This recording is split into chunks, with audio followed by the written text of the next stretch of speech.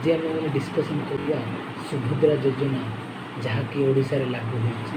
सुभद्रा योजनाटा कौन कौन पर ओडिशारे लागू होइछि, कौन तार उपकारिता कौन, सरकार यह कौन पर इम्प्लीमेंट करुछंती ता विषय आम आज डिस्कसन करिबा।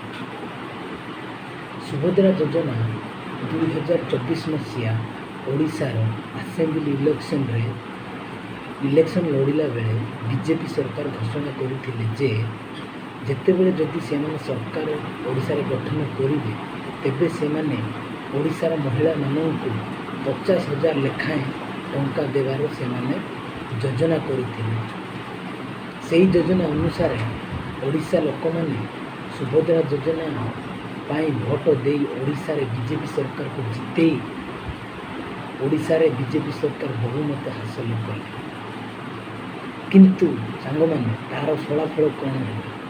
बीजेपी सरकार महिला मानक एकाथर के 50,000 देवाई योजनाबद्ध रखी वादा करुले, किंतु जेतेबेले से ओडिशा रे सरकार गठन कले से तार उल्टा काम कले।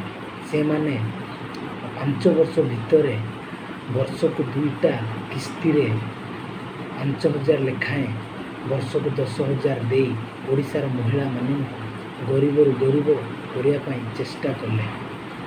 10,000 टंका वर्ष को लेकिन जड़े गरीब लोक कौन कर किछि करि पारिबनि। से ओडिशार लोक मानक आउ गरीब करने को चेष्टा कर। आज कहबी। नमस्कार।